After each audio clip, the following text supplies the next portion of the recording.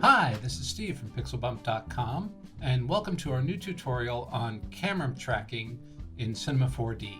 So with this one, I want to take you through all the basics you're going to need to know to either automatic track or manually track a shot in Cinema. So if you have a shot, something like this, where you need to input a 3D object moving through a 3D space, you're going to need to camera track it. And I've done a lot of tracking with Synthesize and with Buju in the past, but I really wanted to see what this new camera tracker in Cinema could do. And there's some good, there's some bad, and there's some ugly, and we're going to go over all of it right now. So the first thing you need to do if you want to track a shot in Cinema is come to the new Motion Tracker menu and add a motion tracker to your scene. And what this tag is going to do is give you some new options. So let's take a look at what we've got here. The first tab here, we've got to tell it where our footage is. So I'm just going to navigate real quick here to my footage, drop it in, and it's going to do its best to figure out what the start end frame is, what the aspect ratio is, footage scaling, all that kind of stuff. And here everything looks pretty good. It's a 1920 by 1080, it's 133 frames long. Everything there looks good. So once we've entered our footage, we go over to the 2D tracking. And the first thing we could do is try to auto track this, but we've got this guy here in the foreground that is going to give us a lot of false trackers. So what we'll need to do is come over and add a mask constraint to our motion tag. And what we can do is just take that, put it over top of where Eric is, just like that. And then we can go forward a few frames and we can just kind of keep masking it out. Go forward another few frames, and we just want to keep adjusting our points here, keep it fairly tight to where Eric is. So we'll just keep scanning through and making sure we're not getting any of that area that's going to give us false trackers. And this is the same process that you would use in pretty much every tracking program. So if you were in Synthesize or you're in Buju, you would definitely be doing this exact same process. It's looking good there.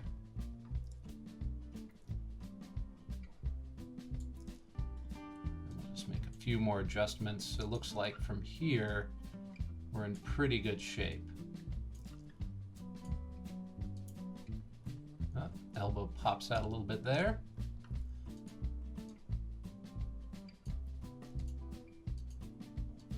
All right, that looks pretty good. So now we've told Cinema to ignore the area inside our mask. So now we can come back to our motion tracker and we can try to give it an automatic track. So I'm going to go ahead and save. So I'm going to go through and I'm going to tell it to auto track. So I'm going to let Cinema pull through that. And as you can see down here, by the footage count, it moves pretty fast. I haven't seen anything outside of Synthesize work through a shot this quickly. So that's one of the really nice things about this tracker, is it is remarkably fast.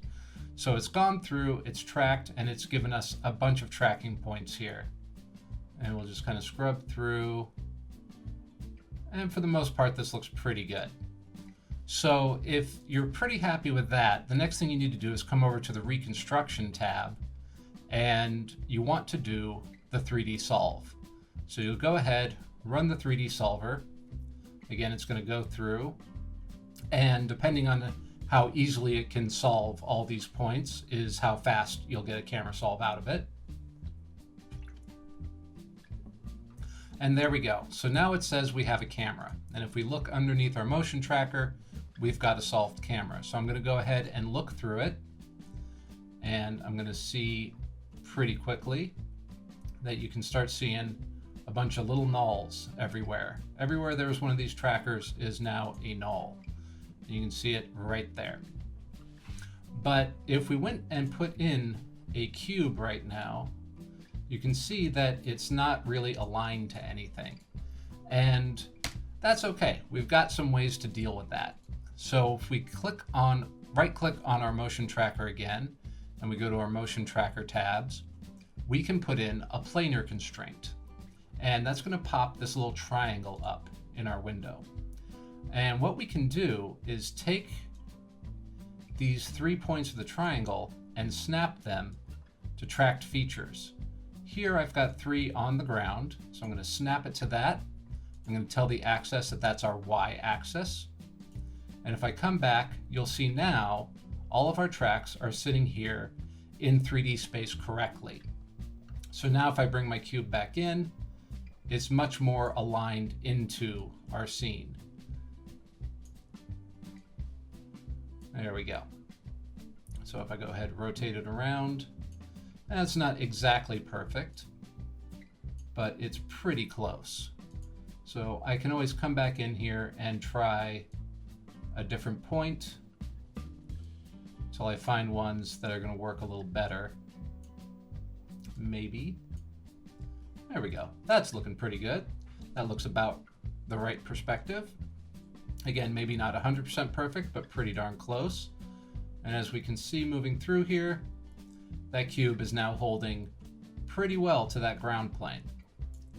So the other thing for just general information, you can see our cameras here at our 0 axis, and maybe that's not what we want. Maybe we want to say 0 axis is somewhere here in our scene, and that's easy to add as well. So I'm going to come down to my motion tracker tags again. I'm going to add a position constraint, and I'm going to come down to my target. I'm going to click the little selection arrow, right click, and I'm going to add auto 150. And you can see now that has moved my camera back into a different space. And if I grab my cube in to where that is, and then let's go ahead and bring our cube size down. Something much smaller there.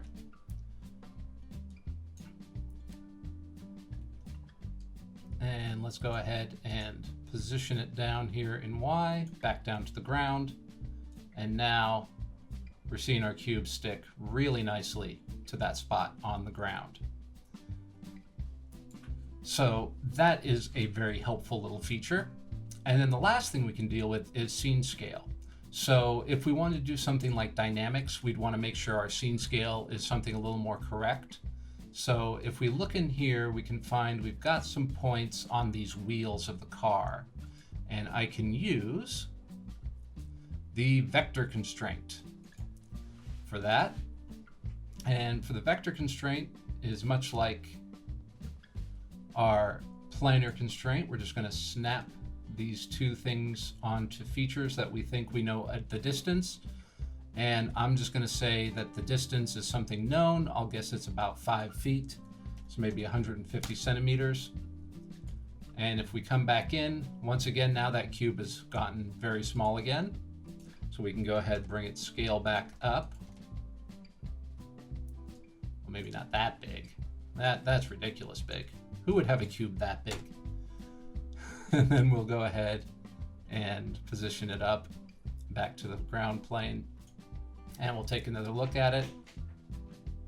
And there you go. You've got a very nice cube tracked in Cinema fairly quickly and easily. And that is the gist of automatic tracking here in Cinema 4D.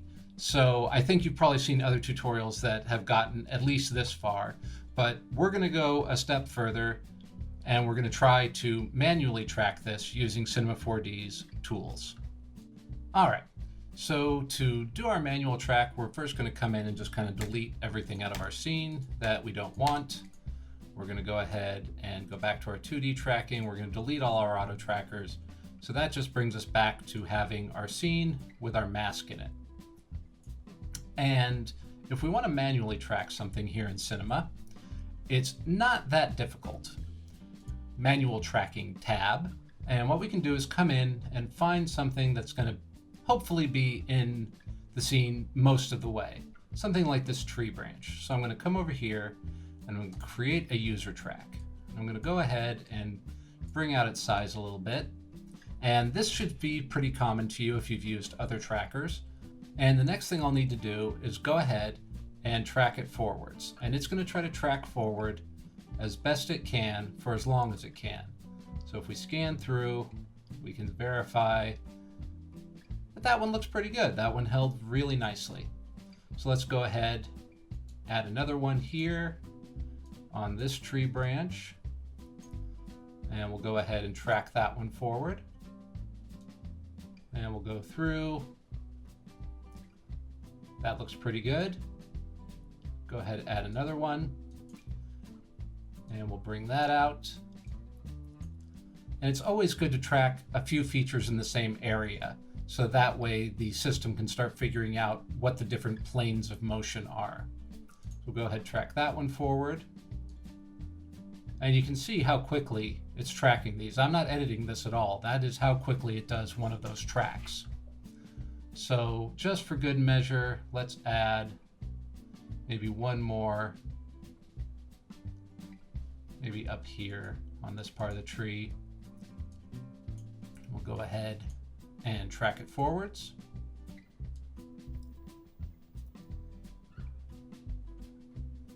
That looks pretty good.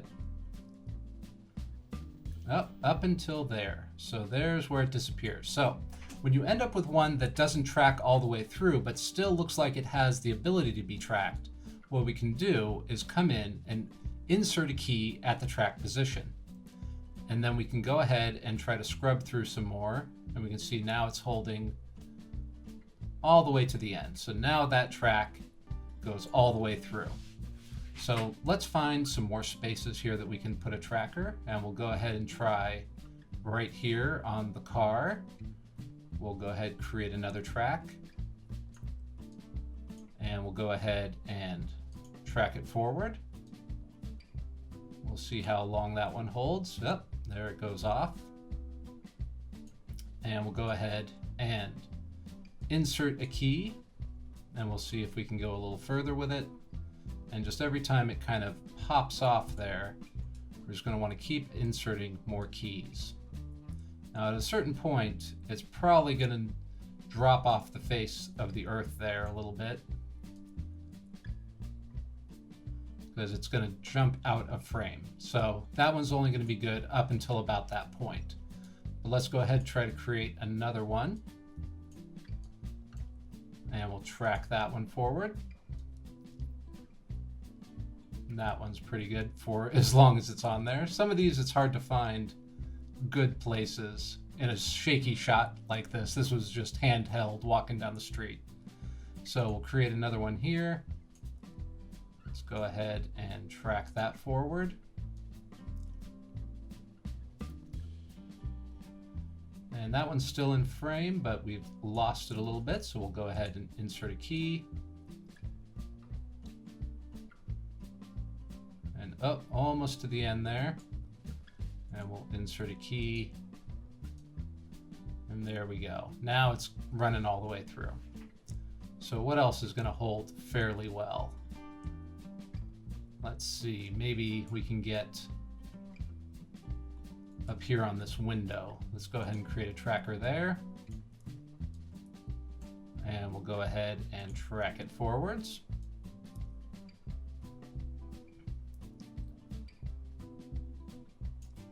And we'll insert another key. And all these ones at the bottom may end up being problematic.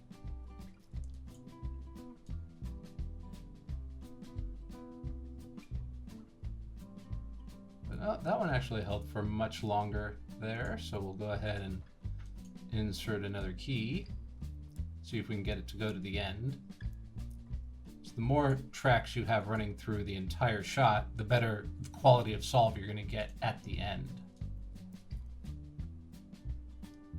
There we go. That's pretty good. So if we got one there, let's go ahead and try to get one here on the other side of the car.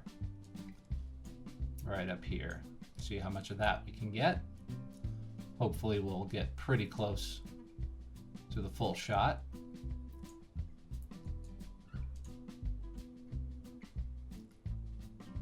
And you can see here it's starting to slip a little bit right before that happens. So let's go ahead and insert the key to this one there. We'll delete that one there. See if that'll hold better. See, it's starting to jump off again, but that's okay. We can come up and just reposition any of these keys at any point when we see that they have fallen off of the feature we're trying to track. There we go. We'll go ahead and insert a key.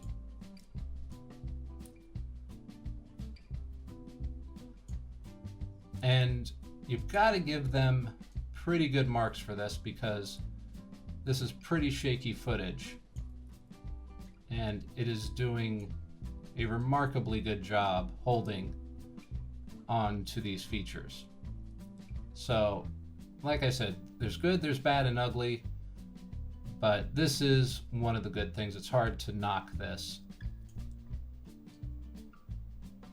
I don't know if I'd get better results with Synthesize doing the same thing. It's pretty darn good. So let's see, what else can we grab onto? Let's see if we can grab onto here, down on the pole. And we'll try tracking that forward. See right there, it jumps off. So let's insert our key.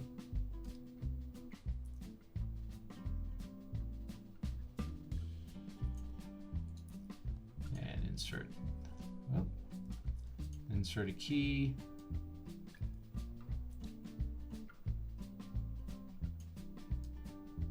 And this is where some of the ugly comes in that I don't like.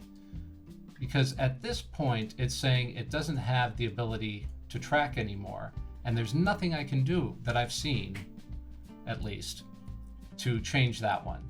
So if I want to get that guy back, I have to jump back a frame, try, and that would be fine if the next thing that I wanted to do was be able to start another tracker on that same point, finish out the scene, and then combine them.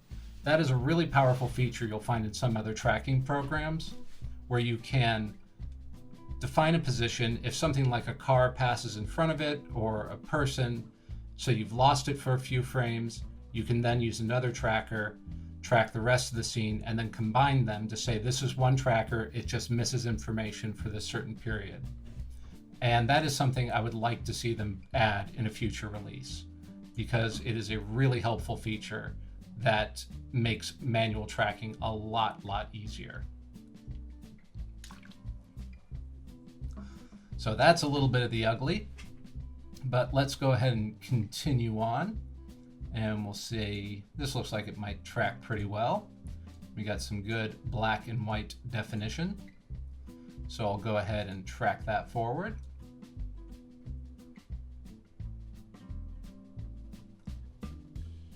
And there we've lost it, so we'll insert our key.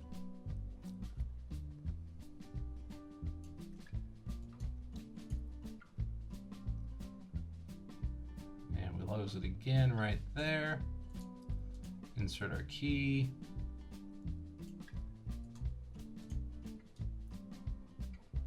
And we lose it again. So we'll just keep adding keys, see how long we can keep that.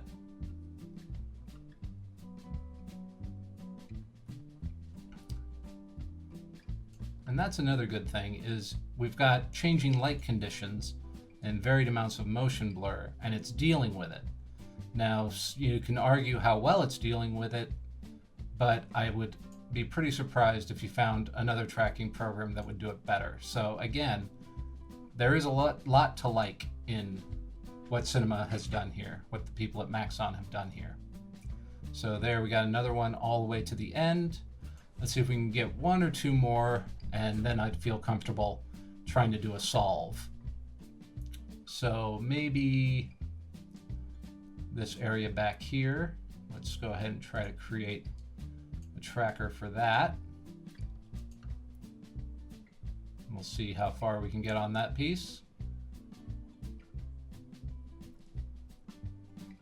Oh, that actually worked out pretty well. That one's great. Let's go ahead and maybe try down here,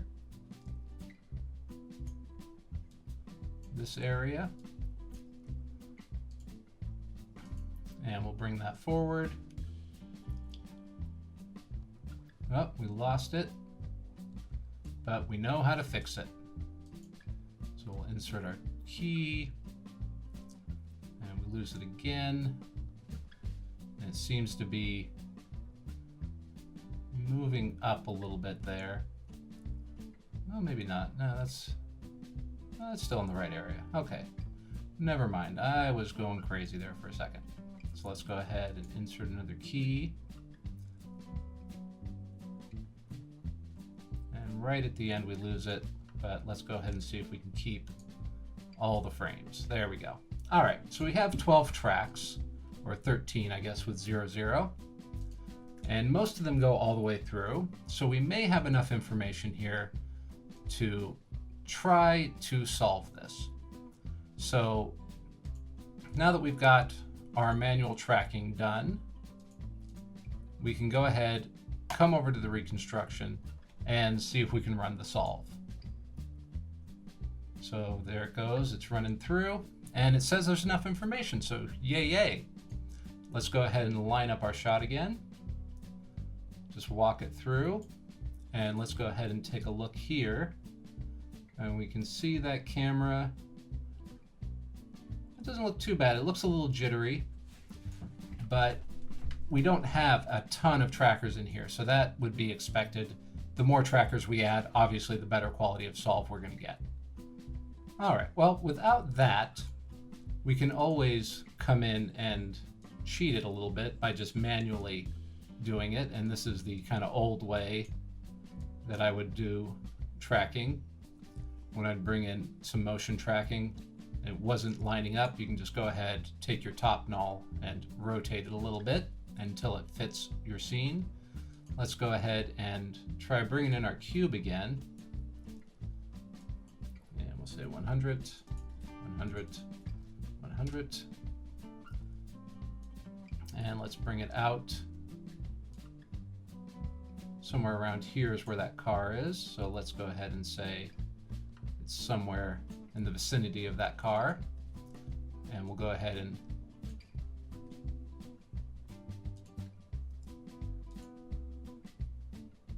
maybe just turn this a little bit so the perspective might be a little better.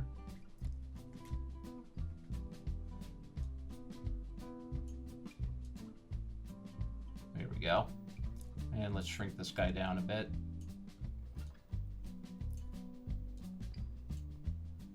And we'll rotate it. So there we go. That should be in the vicinity of the car. Let's see how good that track is.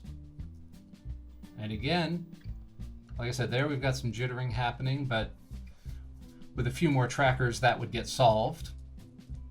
But for just a very few amount of trackers, once again, we've got a fairly reliable track already.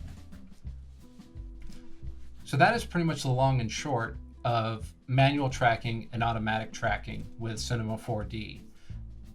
If you've never motion tracked before, this is definitely a great way to learn it. It's definitely worth your time because it does give you enough power features to be able to solve difficult tracks.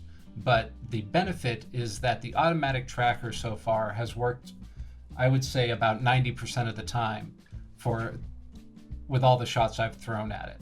And that is a very, very good grade for a first generation motion tracker.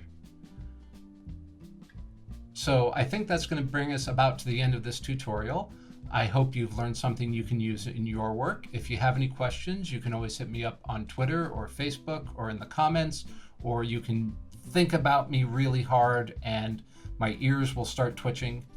And if you want to keep learning, we have more great tutorials and assets for you to use in your work over at pixelbump.com. Thanks so much for watching. Go and create.